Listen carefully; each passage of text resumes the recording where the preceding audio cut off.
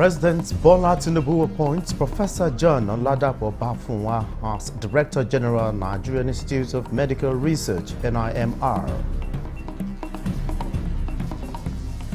Crude oil theft, guest and Good Morning Nigeria want act classified as treasonable offense.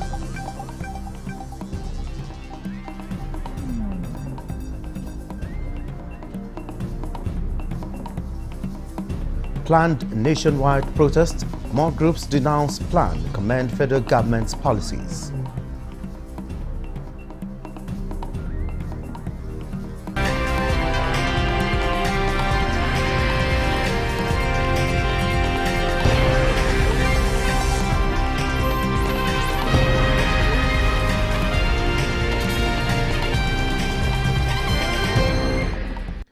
Hello and welcome to the News Desk at 6 on NTA News24. We are live in Abuja. Thank you for joining us. I am Olajide Bello. President Bola Tinubu has approved the appointment of Professor John Oladapo Bafunwa as the new Director General of the Nigerian Institute of Medical Research, NIMR, effective from July 24, 2024. Professor Bafunwa succeeds Professor Babatunde Salako, whose tenure expires on July 23, 2024.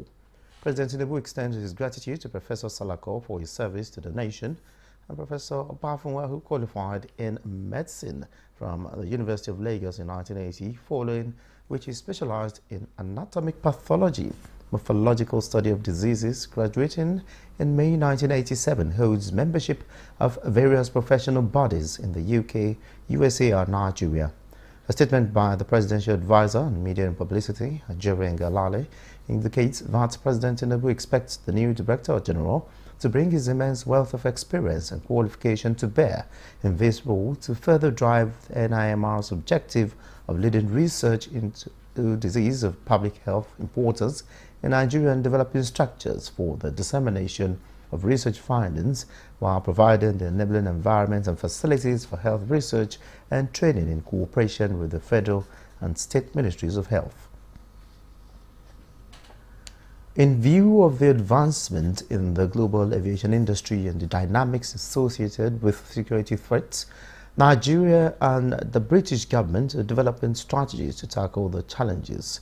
Defense correspondent Ismail Musa was at a capacity enhancement program for personnel in the aviation industry and security agencies.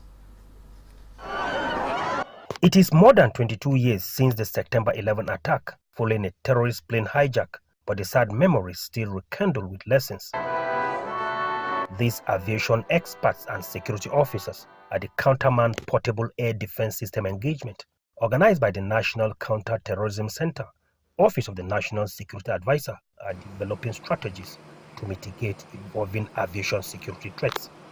There is no doubt that terrorism has profound negative impact on the nation.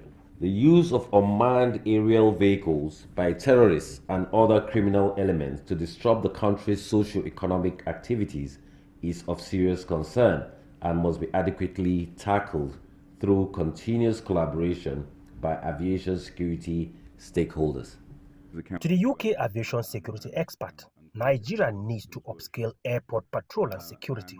I would expect the Nigerian agencies to further develop their MANPADS capability, the counter MANPADS capability, particularly when it comes to patrolling and mapping vulnerable areas of the airport. The platform stressed the need for interagency and cross-border collaboration to mitigate emerging aviation security challenges. In Abuja, Ismail Musa, NTA News. Guests on Good Morning Nigeria are calling for the designation of crude oil theft as a treasonable offense. They also insist on tackling the demand and supply aspects of oil theft holistically to stop the siphoning of critical national resource. The guests also call for more stringent measures across the value chains. Lydia Sampson reports. Crude oil theft is orchestrated by highly organized interest groups with allegation of influential persons behind the scenes. Guests on Good Morning Nigeria believe lack of prosecution, despite arrests, is contributing to worsening the situation, bleeding the country's economy and degrading the environment. Deal with one person for others to fall in line. You have to show deterrent. So all thieves should be designated as terrorists, and there should be special courts and prosecuted. Special judges, special laws, okay, should be promulgated to curb this menace. The situation, they say, is putting the 2024 budget in jeopardy.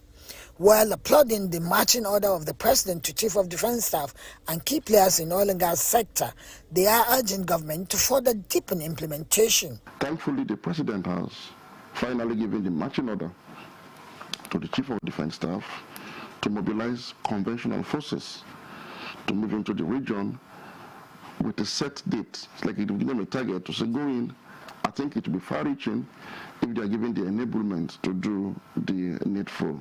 We also, as non-actors giving support, also have our own responsibility. We also have to look inwards within ourselves and cleanse ourselves to the extent we will fall in line with the President's desire to make sure that we fix the problem.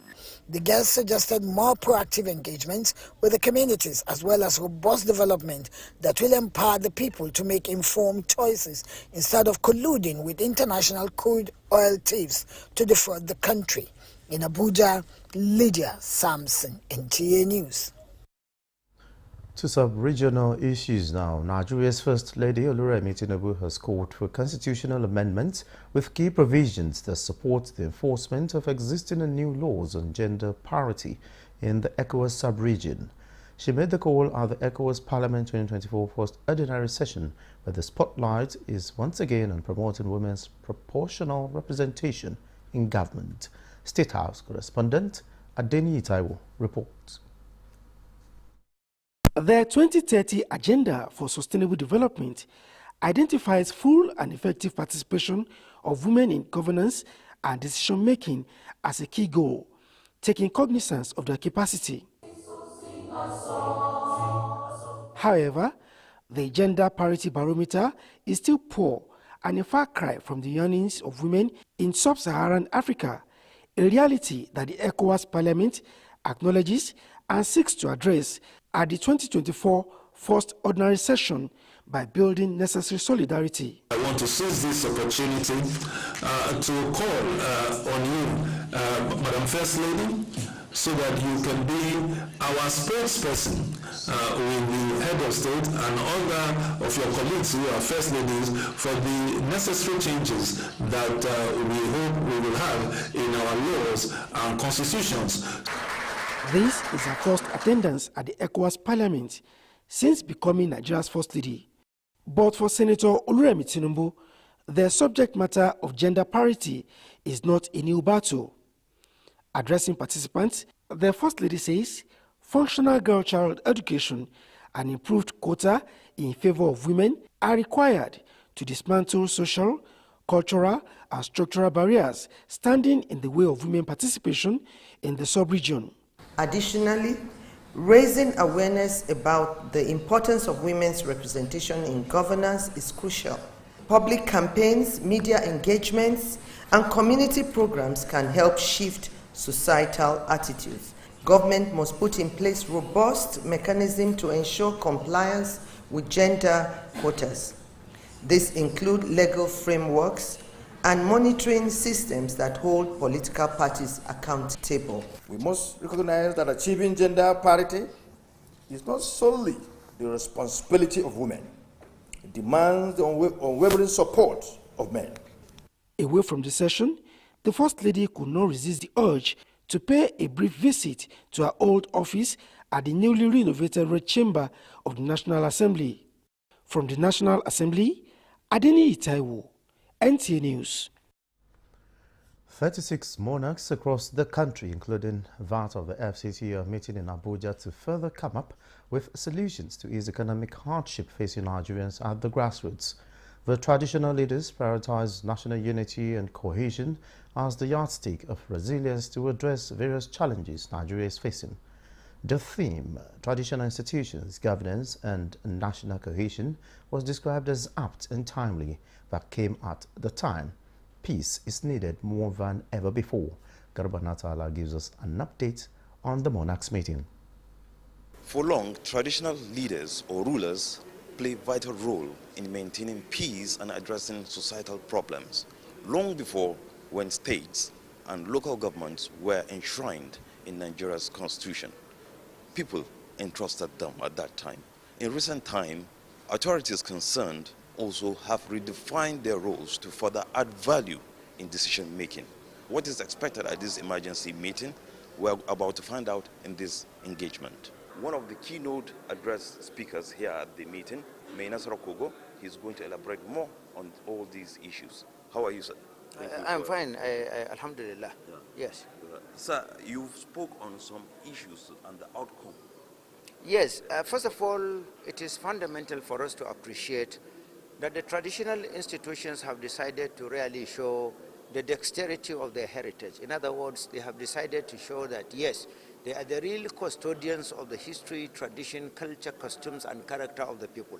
And based on that, they believe that governance is a collective phenomenon for all and sundry to put hands on deck.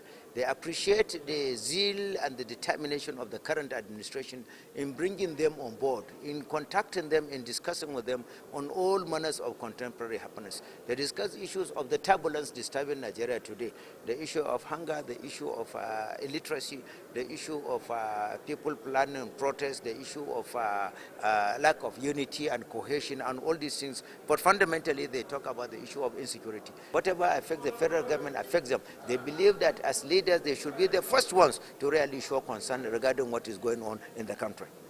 His Eminence Sultan of Sokoto actually spoke about planned protest, and it will not yield a positive result unless if the youths embrace dialogue.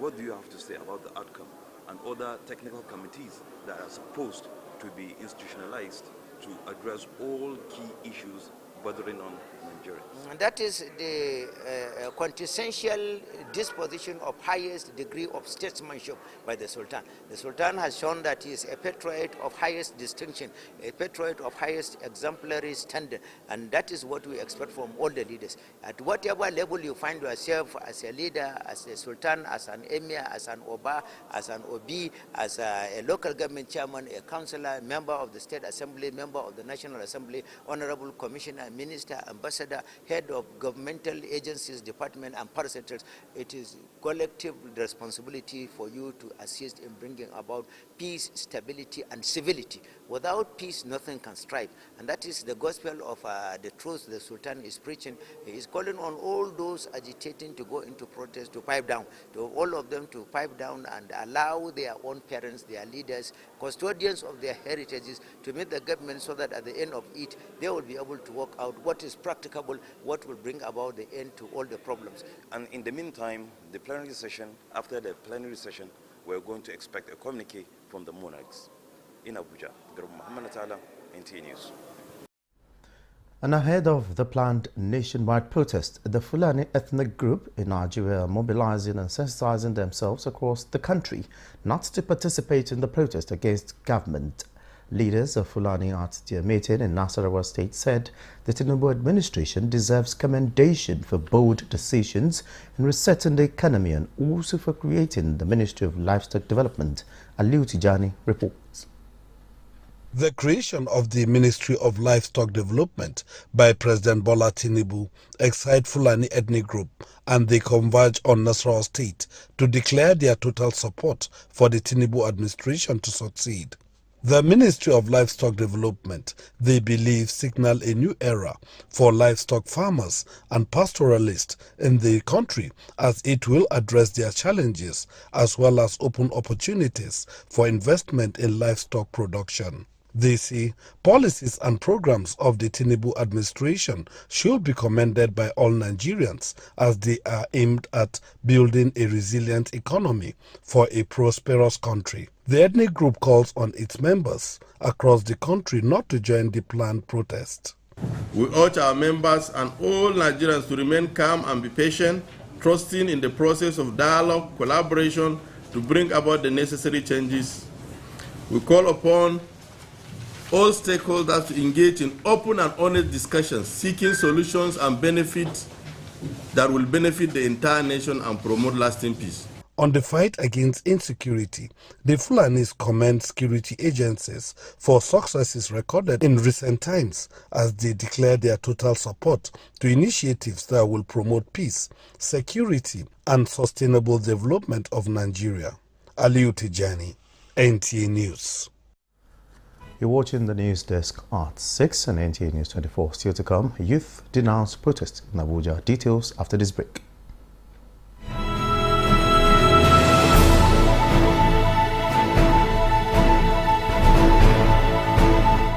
From the creeks of the Niger Delta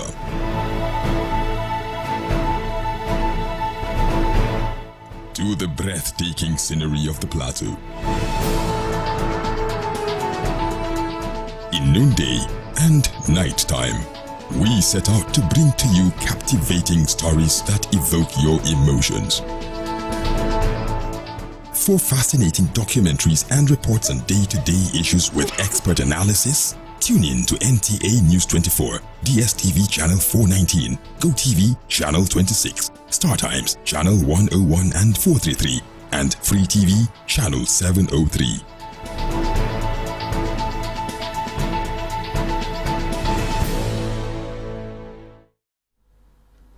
Thanks for being there. Various youth groups in the FCT have distanced themselves from the proposed August 4th nationwide protest being circulated on social media platforms. This was during a youth stakeholders meeting held in Abuja. The various youth leaders say most protests in the nation's capital usually ends in violence and destruction, while solutions always come through dialogue. They expressed confidence in President Bola Tinubu's administration, which they say has given indigenous people of FCT adequate representation in government. We say no to protest because the government has done well to us. The government is working for the women. This is the only government that have recognized the indigenous people of FCT. Yes. And we will continue to support the government of President Bola Ahmed Tinubu 101%. The FCT youth have on several fora before now protested, agitated, gone on the street to protest, and it has never yielded any result. Rather, what has brought FCT results is dialogue. And dialogue is what Mr. President and Vice President has been preaching about, that we must continuously have to sustain our democracy as a people. In talking politics now, the factional New Nigeria People's Party, NNPP, said the presidential ticket given to the former governor of Kano State, Rabiu Musa Kwankwaso, when he sought to run for the presidency in 2023 was a major cause of the challenges confronting the party. Factional national chairman of the party, Dr. Agbo Gilbert Major, stepped this while welcoming delegates to the party's midterm convention held in Abuja. He emphasized that Kwankwaso abused the rare opportunity which any of the existing political parties didn't offer to him. Today, one solid year of disagreement, one solid year of turbulence. But I can tell you that we have remained unruffled. Why you are here today is because we need to let you know what it has been in the past 1 year. Factional National Secretary Ogeni Olaposi Sunday criticized the Kwankwaso faction's change of the party's logo with the Independent National Electoral Commission, INEC, which the convention rejected in totality. The midterm convention of the factional party adopted some resolutions of the National Executive Council Committee of May 27, 2024, which retained the party's founder, Boniface Aniabonam, as the board chairman. Other resolutions adopted at the convention includes the decision of the Board of Trustees to call for order the erring national officers of the party and the dissolution of the NWC led by Ajoji and Dipo Layokun as acting national chairman and national secretary. In response to recent public concerns regarding genetically modified foods, a pivotal tripartite meeting was convened by the Minister of State for Health, Dr. Tunji Alausa, consisting the Director General CEO of National Biosafety Management Agency, NBMA, Dr. Agnes Yemisi Asabra, and the Director General of the National Agency for Food and Drug Administration and Control, NAFDAC, Professor Mojisola Adeyeye, wherein it was unanimously agreed that consistent communication among government agencies to elevate public affairs is paramount, while a collaborative approach to addressing safety concerns related to GM foods must be sustained. Reference in extensive scientific evidence and supporting their safety as key. They underscored that no GM food permits are issued without NAFDAC's involvement, calling for enhanced cooperative efforts to ensure food safety. Professor Mojisola Adeyeye reaffirmed NAFDAC's commitment to safety, stating that no GM foods will be approved without thorough scientific safety assessment. Key resolutions from the meeting include establishing a technical working group, TWG, between NBMA and NAFDAC, developing terms of reference for the TWG, and setting up a secretariat and continuing collaboration and enhancing global listing, among others. A national summit to mitigate all forms of discrimination against persons living with disability is ongoing in Abuja. Guest on Good Morning Nigeria, who gave insight to the summit, say a multifaceted approach is required to ensure equal opportunity for all. Provide a ramp outside, but if you come to the entrance or a restroom, you can see it is not even accessible. So that's the extent of conducting accessibility audit to see the area where you have gap in fulfilling the obligation and the mandate and the requirement and consensus of persons with disability. Persons with disability will feel belong in the society where they belong. The law also have an aspect of employment, 5% for persons with disability, and anybody who disobeys this law will face some legal punishment. A responsibility of every Nigerian to create awareness and to abide by this law. Applauded President Bola Tinubu's efforts at deepening inclusivity for the vulnerable to showcase their talents, with Nigeria having 35.5% of the total of 65 million persons living with disability in West Africa. The guests are emphatic that Nigeria must play the leading role of seeking access and equal opportunity for persons with disability.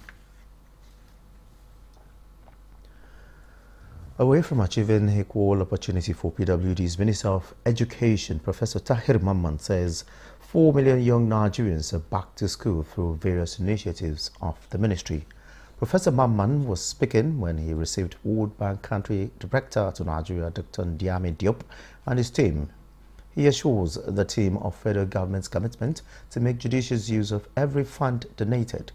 The minister outlined learning crisis at the basic level, high number of out-of-school children, and the need for enhanced access to inclusiveness, especially for girls and women, as part of challenges facing the sector.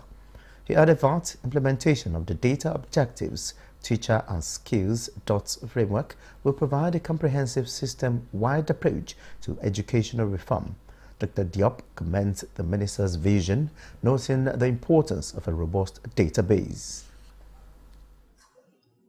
Is to come up with an implementation framework, which is it's a very tough framework to implement, but we felt this is the processed internally at the bank, and we are very excited about the project. It's a very promising project, which is paired with a project, a linked project on governance. Parties resolved to strengthen partnership for a better sector. And that concludes the News Desk at 6 on NTA News 24. Thanks for watching. I am Olajide Bedlo.